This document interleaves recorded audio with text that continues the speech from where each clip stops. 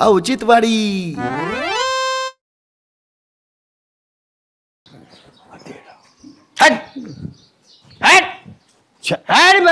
श्यामा काय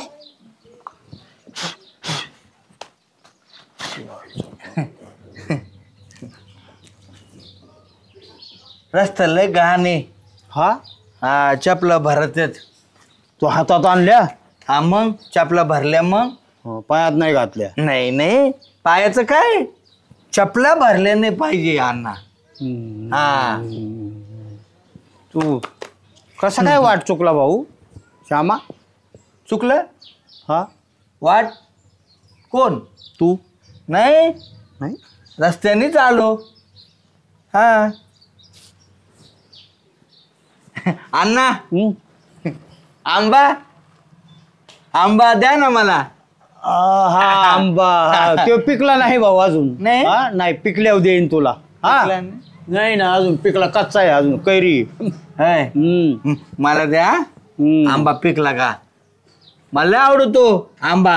हा हा लय असा घड आंबरस लागतो त्याचा.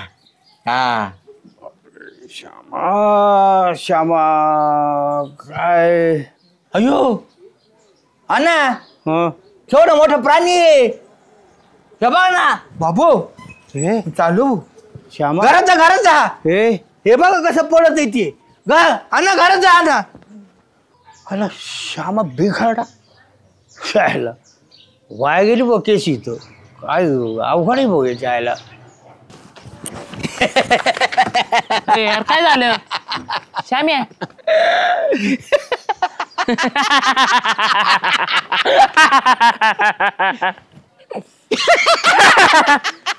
काय झालं कोण असं तू? यार गमय टकली केली मी गमय.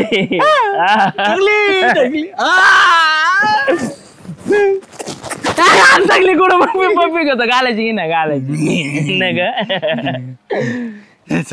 काय मला झोपायचं येत अर्धी वन नाही गाडी आहे. दिवाण नाही गाडी आहे गाडी. श्याम्या गाडी ती स्टँड मोडून गाडी चक्कर चक्कर चक्कर.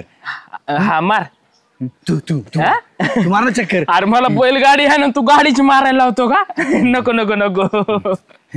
मी लोटीतो ना चक्कर. असं कोण करतो तू? गाडी गाडी गाडी चक्कर ना चक्कर. चालू कर. अरे कुठं गाडी आहे चालायला? चालू कर. एक मार ना झाल्या मला चक्कर मार ना झाल्या. कायची किक मारायची? पायाची किक असती काय अशी हे बघ बुंग बुंग बुंग बुंग बुंग अरे त्याला हँडल लागतो. अरे कोण डोक्याला लागले आणि करते. पाऊस बीस आहे तुमच्याकडं? इकडे चांगला पाऊस झाला बरं का? काय लावलं शेतात सध्या? कपाशी आहे, तुरी आहे, मूग आहे. काय शामराव? दाजी हा दाजी आहेत ना आपले. जालूचे दाजी. मोडतो काय दुकान? पडून ते डोक्यात पडन. हा पडन ना. पावश्या हा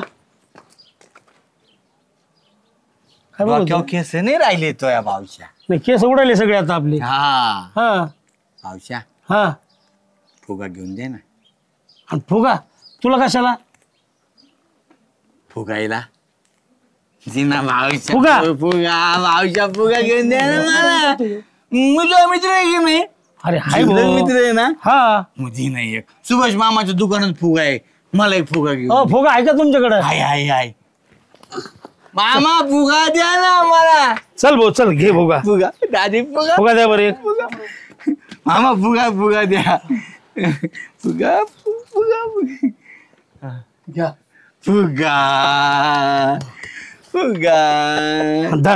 फुगून दे हा दाजी फुगा. हा तू फुगव ना. नाही फुगा काय ताप झाला भाऊ ह्यो? भावशा मा मित्र भावशा फुगा मोठा मोठा मोठा मोठा मोठा फुग. नाही बस एवढं तू फुगे आता. मोठा फुगा भावशा फुगा अरे फुगा फोडतो का मला मारतो? नाही फुगा फुग्यो ना फुगा. थांब ना जरा.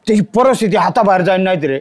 नाही नाही लय अडेवाणी करतो त्याला न्यावाच लागन नाही नेलं ना लय म्हणजे तो आपल्या श्यामराव म्हणून राहायचाच नाही. चाल बरं आपण 2-3 जण गोळा करू आणि त्याला ते काहीतरी करून त्याला ते बरं करावं लागेल रे. सोडून नाही जमायचं लेकरू ते श्यामराव येड्यान त्याला राव पडला असतं माहितीत मी योग्य आली माग लागला मग तेच ना राव असं एवढं असतं बाई.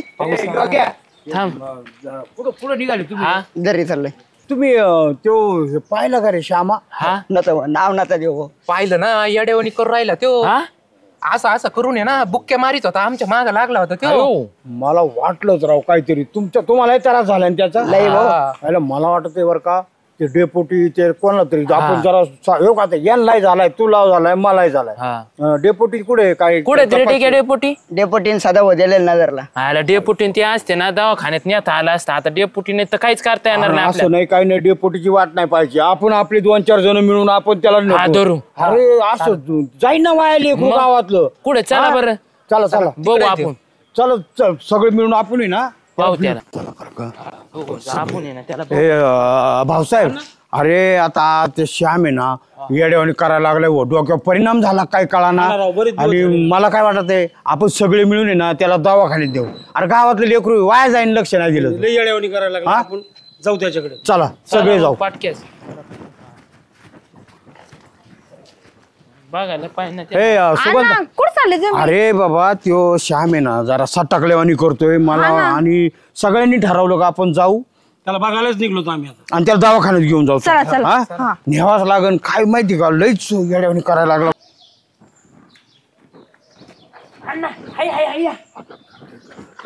चला चला चला अण्णा चला.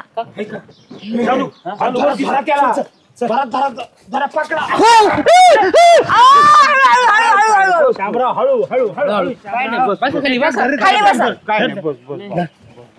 काय नाही करायचं तुला दवाखान्यात द्यायचंय आम्हाला. दवाखान्यात जायचंय शांततेत घ्या जरा. कोणाला तुम्हाला कोण म्हणलं मला काही नाही झालं थोडा. अयो शामराव मी तुम्हाला वेगळंच काहीतरी बघत होते तुम्ही तर एकदम क्लिअर झाले. शामरावच आहे मी पण पाहत होतो. काय एक माणूस जर काही झालं त्याला नॉर्मल पेक्षा जर वेगळा वागायला लागला तर लोक त्याची कसं वागतात. काय केलं तुम्ही सगळ्यांनी अण्णा तुमच्याकडून सुद्धा अपेक्षा नव्हती मलाही. मला सांगा तुम्ही या गावात ज्येष्ठ नागरिक बरोबर आहे की नाही. तुमच्याकडून तरी मला अपेक्षा होती की तुम्ही काहीतरी वेगळं कराल म्हणून. मला सांगा मी रोज तुमच्यामध्ये राहणारा आणि अचानक माझ्यात काहीतरी बदल झाला मी वेड्यासारखं वागायला लागलो माझी मानसिकता ढळली तर तुम्ही काय करायला पाहिजे होतं सांगा बरं. मला कोणी एकाने तरी विचारलं का की कशामुळं झालं तुला हे. मला कोणी आधार द्यायचा प्रयत्न केला का नाही. मी जे करीन त्याच्यामध्ये फक्त आनंद घेत गेले चेष्टा करत गेले. हे व्हायला नको होतं. मला सांगा ना मला तुम्ही पर्याय व्यवस्थित निवडला की याला धरून दवाखान्यात घेऊन जा पण तिथं माझं काय होईल मी बरा होईल का जास्त वेडा होईल मला कोणी येलो पाहायला सांगा बरं अण्णा तिथं. अहो घरचे सुद्धा सोडून गेले ना तर कोणी पाहायला येत नाही लवकर की आपला पेशंट बरा झालाय काय झालाय. मुळात आहे ना काय होतं की असा जो रोगी आहे त्याला कशाची गरज होती मानसिक आधाराची. सांगा बरं अण्णा तुम्ही बोलले कोणाशी की शामरावचं काय झालं कशामुळे झालं हे आपल्याच रोज उठणारा बसणारा अचानक याला कसलं टेन्शन आलं. बायकोचं टेन्शन आहे का पैशाचं काही कर्जबाजारी झालाय का याला लेकरू बाळ होत नाही म्हणून काही आहे. भाऊसाहेब सांगा तुम्ही ज्याला तुम्ही तरी चर्चा केली का माझ्यावर सांगा ना तुम्ही का माझ्या घरी गेले विचारलं पाठीमागे जाऊन की कशामुळे काय काय झालं काय असं शामरावला की शामराव अचानक वेड्यासारखा वागायला लागला बरं सुटला काहीही करायला लागला. त्याच्यामुळे मला हे म्हणायचं आहे अण्णा की सगळ्यात महत्त्वाचं ह्या पेशंटला कशामुळे काय झालं त्याचा थोडासा विचार केला पाहिजे. दुसरी गोष्ट त्याला आधाराची गरज आहे तुम्ही समजून घेतलं पाहिजे होतं बरोबर आहे की नाही. मला बसून विचारलं पाहिजे होतं काय झालं आम्हाला सांग बो तू यातून बाहेर पडण्यासाठी तर तो माणूस बाहेर पडेल ना सुगंधा. श्यामचं बरोबर आहे आपण खरंच चुकलो सगळेच त्याच्याबाबत त्याला ओळखायला चुकलो त्याला आधार द्यायला चुकलो. दवाखान्यात देण्यापेक्षा आपण जर इथल्या इथं त्याचं समजून घेतलं असती मनस्थिती काय आणि जर त्याला आधार दिला असता तर तो कदाचित तिथल्या इथे चांगला झाला असता ना. आणि मग दवाखान्यात जाऊन जे सडत पडत येत असे लोक पेशंट ते वाचतील ना जर सगळ्यांनी विचार करून आधार दिला तर.